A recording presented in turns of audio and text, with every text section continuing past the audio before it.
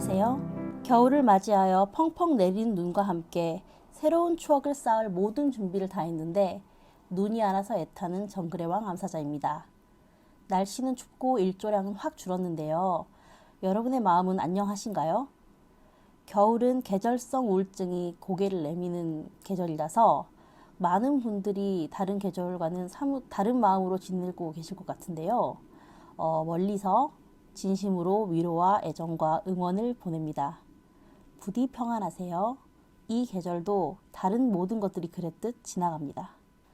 오늘은 고려대 의대 정신과 교수이신 한창수 작가님의 책 무기력이 무기력해지도록을 가져왔습니다. 우울증 유경험자로서 무기력이라는 단어는 결코 가볍게 지나칠 수 없는 단어인데요. 우울증을 거의 극복한 제가 현재 우울증이나 무기력으로 힘들어하시는 분들께 조금이라도 도움이 될 수 있을까 해서 이 책을 읽어봤어요. 정신적 위기를 겪어보신 분들은 너무 괴로운 나머지 병원에도 가보고 그와 관련한 책도 찾아보고 주변에 호소도 해보고 유튜브도 많이 찾아보셨을 거예요. 저도 그랬는데요. 그래서 우울증이 오면 운동을 하고 규칙적인 생활을 하려고 노력하고 약을 먹어라는 너무 많이 들어서 굳이 제가 다시 말하고 싶진 않아요. 다 아시죠? 저는 아침에 눈을 딱 뜨면 바로 샤워를 하는 습관이 들어있는 사람이라서 쉬는 날 하루 종일 집에 있다고 해서 샤워를 안 하는 사람을 이해를 못했거든요. 근데 우울증이 딱 걸려서 무기력이 오니까 최장 8일까지 안 씻어봤어요. 그래서 이제 엄마가 저한테 변화를 주기 위해서 오늘은 샤워를 해보는 게 어떨까? 이렇게 하면서 이렇게 온물 막 주물러서 이렇게 설득을 해주셔가지고 제가 이제 효도하는 마음으로 예, 정말 힘들게 일어나서 욕실에 들어갔거든요. 그런데 팔을 들어서 머리에 샴푸를 이렇게 하고 샤워기로 그걸 씻어내는 게 너무 힘든 거예요. 그래서 샤워기를 붙잡고 막 울었어요. 막 지금도 막 그때 샤워기를 양팔로 들고 있는 게 힘들어서 붙잡고 막 우는 그 장면이 떠올라요. 저는 이렇게 무기력이 뭔지 잘 알아요. 이게 안 겪어본 사람은 되게 이상하게 느낄 수 있는 거거든요. 제가 무기력이 진짜 심했을 때 저의 최대의 적은 바람이었어요. 이제 불어오는 바람. 제가 이쪽으로 가고 있으면 제 얼굴로 확 바람이 불어온다면 그때 그 바람이 너무 무겁고 힘겨워서 눈물을 이렇게 뚝뚝뚝 흘리면서 걸었어요. 엄마 생일이었는데 어떻게 수업은 진짜 겨우겨우 해서 퇴근을 하게 됐어요. 생일 케이크는 사야겠는데 저희 학원에서 빵집까지 한 블럭이거든요. 진짜 30발자국 정도밖에 안 돼요. 근데 하필 그 시간에 빵집으로 제 몸이 향하는 방향 반대로 겨울바람이 부는 거예요. 진짜 오열을 하면서 걸어서 문을 열고 이렇게 들어가서 울면서 이거 주세요. 되게 사연 있는 여자처럼 주문을 해서 받아서 나왔죠. 아마 그 빵집의 점원분은 제가 내 인생의 사랑을 떠나보낸 걸 자축하는 파티, 뭐 이런 청승을 떨기 위해 생일 케이크라도 산 줄 아셨을 거예요.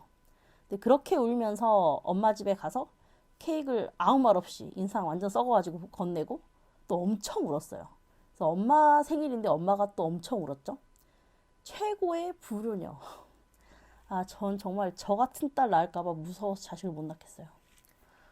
이 책을 읽으면서 제가 흥미를 느꼈던 부분은 2장의 자기 연민 부분과 6장의 자기 인정 부분이에요. 자기 연민은 제가 우울증을 극복하려고 정말 노력하고 있을 때 저한테 오랜 기간 동안 나타나서 저를 괴롭혔던 문제였어요. 그래서 그 인터넷 검색창이랑 교보문고 책 검색하는 거기다가 자기 연민 이런 거 검색해보고 그랬는데 검색 결과가 시원치 않았어요. 자료가 별로 없었어요. 그래서 그 시기는 지났지만 이 책에서 자기 연민 파트를 보고 되게 반가웠어요. 68페이지에 자기 연민의 정의가 나와 있어요. 자기 연민은 자기 자신을 불쌍하게 여기는 것을 말한다. 동시에 자기 자신을 하찮게 여기는 것이기도 하다. 이 시대를 살아가다 보면 자기 연민에 빠지기가 쉽죠. 내가 왜 이렇게 마음에 안 드는 상황에 처하게 됐을까? 생각해보면 100% 다 내 잘못은 아니잖아요.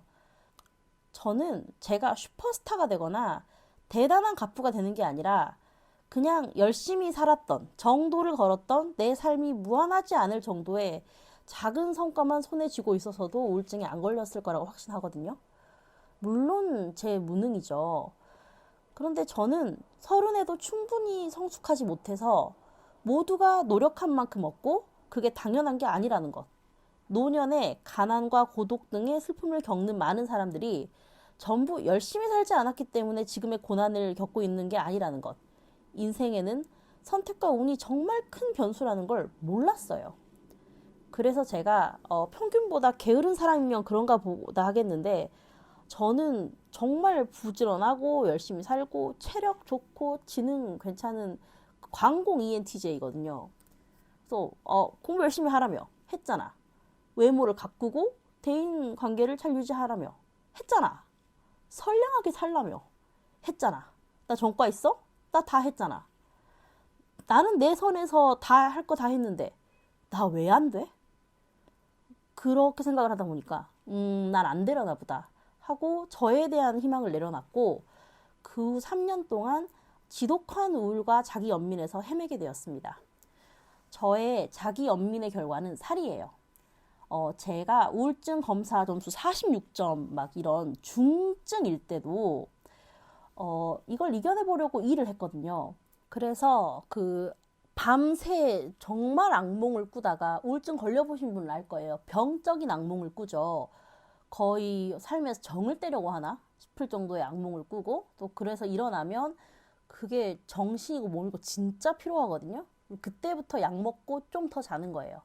그렇게 오후 3시까지 자다 깨면 울고 자다 깨면 죽을까 하고 뭐 그러다가 이제 3시에 일어나서 울면서 준비를 해서 4시 반에 출근을 했어요. 이제 학원 문 앞까지 엉엉 울다가 바로 눈앞에서 이렇게 눈물 닦고 화장 다시 하고 한 다음에 학원 문을 일부러 활짝 열면서 얘들아 하고 세상 환하게 웃으며 들어갔죠. 애들은 이제 아무 죄가 없으니까 제가 애들한테 어찌 되었든 애들이 약자니까요. 좋은 기운을 주기 위해서 정말 죽을 힘을 다해 5시간 정도 수업하면서 열심히 연기를 했어요. 세상 행복하고 아쉬울 게 없는 사람. 그래서 열심히 공부하면 나처럼 될 수 있다? 이 메시지를 주려고 노력했고 그 메시지를 애들은 좀 받아들여 줬어요. 그래서 일한 지 딱 1년이 되니까 학원의 흐름이 저한테로 완전히 왔어요. 여전히 중증이었지만 외교관이 아닌 나도 쓸모 있고 사랑받을 수 있고 또 나름 저희 지역사회에서 좀 유명해질 수 있구나라는 걸 확인하게 된 거죠.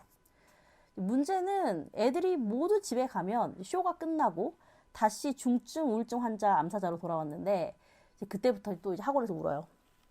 언젠가는 한두 번이 아니에요, 사실은. 무기력이 극에 달해서 움직일 수가 없어서 학원 의자에 앉아있는 게 아니라 붙어버린 거예요. 그래서 새벽 3시까지 멍하니 앉아서 그냥 있었어요. 일어날 힘이 없어서요. 이제 그래서 엄마가 새벽 3시에 데리러 와줬어요. 저를 들어다가 저희 집에 데려다 놨죠. 이제 무기력은 대단한 일을 해내고 목표를 이룰 힘이 없는 게 아니라 이렇게 자리에서 일어날 힘, 샤워할 힘, 밥 먹을 힘, 바람을 얼굴로 맞으며 길을 걸어갈 힘이 없는 거예요. 그런 상태에서도 나는 일을 이렇게 잘했어. 나는 못 돌보지만 애들은 돌봤어. 그러니까 난 먹어도 돼. 이 생각이 조금 회복하고 나서 고개를 들었어요. 그래서 매일 밤 피자에 맥주를 먹었어요. 저는 제가 살이 안 찔 줄 알았거든요. 먹어도. 그리고 매일매일 조금씩 찌니까 저는 몰랐어요. 근데 막 이게 문제가 피자가요. 그 피자가 피자집마다 맛이 다르고 메뉴가 엄청 다양하잖아요. 안 질리더라고요. 그래서 1년에 20kg가 넘게 쪘어요. 그래서 막 주변 사람들 다 놀래고 막 학부모님들이 선생님 괜찮으세요? 막 이러고 저도 저한테 놀라고 막 그랬는데 제가 자꾸 이런 생각을 하는 거예요. 아휴, 불쌍한 나. 지금 당장 죽어도 되는데 나는 심지어 일을 했어. 이렇게 불쌍한 내가 좋아하는 유일한 게 피자와 맥주인데 나한테 이것도 못 먹어줘? 살? 외모 관리를 이렇게 안 해서 되겠냐고? 나 내일 죽을 수도 있어. 누굴 위해 외모를 관리해? 나 이거 먹어서 오늘 안 죽는 거야 하고 맥주 한 캔 마시고 술김에 자는 거죠. 저는 저를 정말 불쌍하게 여겨서 제 비위를 거스르고 싶지 않았어요. 불쌍하게 여김, 연민이 뭐가 나쁘냐. 이 책 70페이지에 우리가 추구해야 할 것은 연민이 아니라 존중이라는 문장이 나와요. 연민의 세상에게는 너그러워질 수 있지만 연민의 이면에는 내가 쟤보다 낫지라는 우월감이 자리하고 있는 거라서 연민과 존중은 함께할 수 없다는 거예요. 그래서 자기 연민을 가진 사람은 연민의 속성 그대로 자기 자신을 존중하지 않고 믿지 않는 것을 전제로 한대요. 믿지 않으니 내가 무언가를 할 수 있다고 생각하는 자신감이 바닥일 수밖에 없다. 맞아요. 매일 밤 피자에 맥주를 먹는 행위는 내가 내 미래에 대해 기대한 바가 있으면 할 수 없는 일이에요. 그런 제가 저를 믿었겠어요? 저는 저의 미래 가능성을 커녕 미래가 존재할 거라는 것조차 확신하지 못했어요. 우리는 빨리 자기 연민에서 벗어나야 합니다. 73페이지에 자기 연민에서 벗어나는 방법이 나와 있어요. 제가 읽어드릴게요. 첫 번째, 내가 지금 처한 상태가 최악은 아니다. 더 내려갈 곳이 있나 봐요, 여러분. 세상에, 그래, 이게 끝인 줄 알았지? 뭐 이건가요? 두 번째, 모든 일에는 장점과 단점이 있다. 이건 제가 느꼈어요.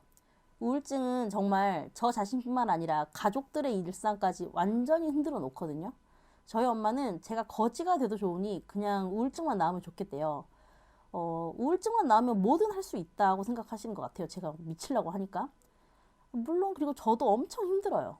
10만큼 안 좋은 일이 있으면 10만 가라앉아야 되는데 한 70 정도 푹 가라앉아 버려요. 어떨 때는 예전에 아빠랑 화기애애 밥 먹다가 아무 문제 없이 그냥 밥 먹다가 갑자기 죽고 싶은 거예요. 그래서 빨리 집으로 돌아와서 침대에 누워야 했던 적도 있어요. 예, 안 죽으려고. 차렷 하고 잠이나 자자. 죽으면 안 돼. 뭐 그랬던 거죠. 근데 이게 또 장점이 있긴 있어요. 제가 되게 저잘난 맛에 사는 사람이었거든요. 또 배운 사람으로서 현대 한국의 교양 있는 시민으로서 내 체면을 위해 남을 존중했던 거지 사실 힘든 사람한테는 아주 조금도 관심이 없었어요. 세상이 이렇게 빡센데 너 아프고 너 부족한 걸 누가 봐줘? 억울하면 열심히 살든가. 우울해? 한가하구나. 나약한 놈. 막 이랬단 말이에요. 그런데 우울증에 걸리고 나서야 약자에 대한 감수성이 좀 생겼어요. 진짜 처음으로.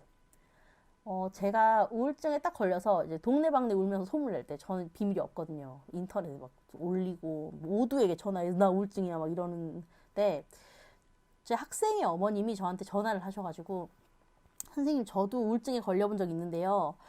이 병 반드시 나아요. 불치병 아니에요. 그리고 저는 오히려 걸리고 나서 남의 마음을 더 헤아리게 되어서요. 저는 우울증에 걸린 게 나쁜 일이라고만 생각하지 않아요. 선생님도 그렇게 되실 거예요 하셨거든요. 근데 진짜 그래요. 저는 우울증에 걸리고 오히려 대인관계가 좋아졌어요. 그리고 청소년 우울증에 아주 예민해져서 우울증 증세를 보이면서 무기력해진 학생을 보면 바로 알거든요. 그럼 바로 다그치지 않고 바로 어머니한테 전화드려요. 이것만으로도 좀 더 좋은 친구, 좋은 선생님이 된 거 맞죠? 그 모든 일에는 장단점이 있다는 말 저는 공감합니다.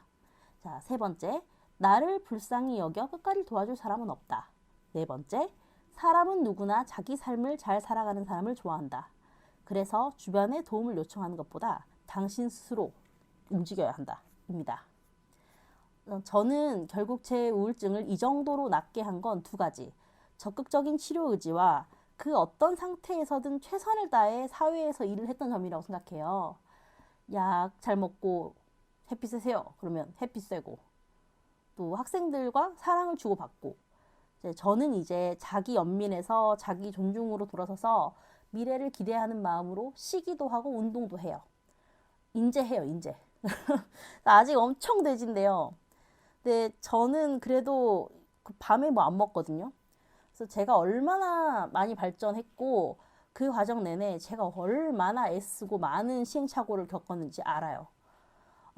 이 책의 218쪽에 어른에게 필요한 자기 인정이라는 부분이 있어요.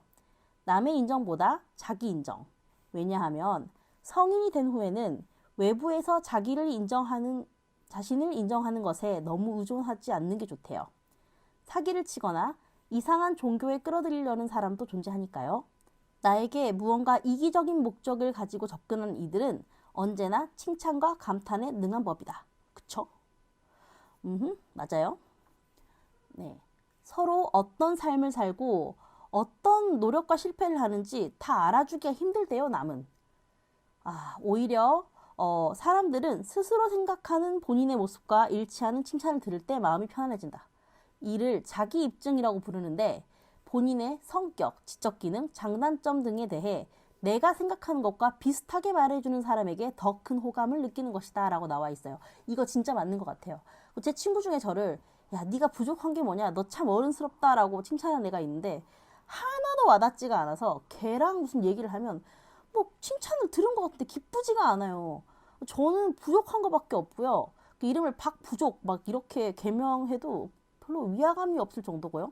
전혀 어른스럽지가 않아서 엄마 아빠는 아직도 저를 양육하고 있습니다. 동생은 어른이고요. 독립된 개체인데 저는 아기라고 막 그래요. 어이없죠. 네, 사실 좀 제가 그래요. 또 저희 학생들도 다 제가 친구인 줄 알거든요. 그래서 그 칭찬은 칭찬 같지 않더라고요. 근데 제가 좋아하는 칭찬은 오늘 들은 칭찬인데 통찰력 있다. 이 칭찬이 제일 좋아요. 이 책에 따르면 제가 저 자신을 통찰력 있다고 생각하는 거죠. 박통찰입니다. 그러니 칭찬은 남보다 셀프로 해야 되는데 나를 칭찬하는 방법이 220페이지부터 나와 있어요. 읽어드릴게요. 첫 번째, 스스로 험담하지 말라. 스스로에 대한 험담하지 말라. 알겠습니다. 앞으로 의지박약 돼지새끼라고 자기를 비하하지 않겠습니다. 두 번째, 내 단점도 때로는 장점이 된다. 오케이. 내 몸에 지방 덕에 이번 겨울 따뜻하게 보내고 있다. 오케이. 자, 세 번째, 칭찬 잘하는 사람 근처에서 배운다. 네 번째, 내가 과거에 잘한 것을 끄집어내어 칭찬하라. 다섯 번째, 미래를 위한 나의 노력을 칭찬하라. 여섯 번째, 주변 사람들을 자주 칭찬하라. 네, 여러분. 이 코로나 시대에 아직 코로나 안 걸리신 분들은 진짜 정말 너무 잘하셨고요. 걸리신 분은 쾌차하시느라 정말 잘하셨어요. 다들 아직 안 돌아가셔서 지금 이거 듣고 있는 거 맞죠? 훌륭합니다. 제 친구 중에 서주영이라는 애가 있는데 저랑 만나서 헤어질 때 걔가 광주 사람이라 완전 전라도 사투리로 죽지 마잉 이러고 세상 따뜻한 눈으로 봐줘요. 그러면 저는 안 죽어! 이게 안 죽어! 쿨하게 외치고 돌아서서 눈물이 나요. 여러분께 저도 똑같은 말씀을 드리고 오늘 마치겠습니다. 죽지 마잉, 살자잉.